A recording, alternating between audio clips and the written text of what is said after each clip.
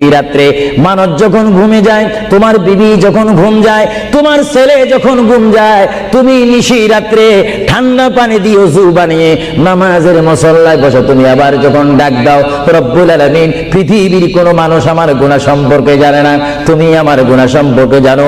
আমি এমন গুনাহ করেছি আমার বিবি জানে না, বিবি গুনাহ করেছে আমি জানি না। আল্লাহ তুমি সব কিচ্ছু জানো, হে আমার প্রভু তুমি আমাকে মাফ করে দাও।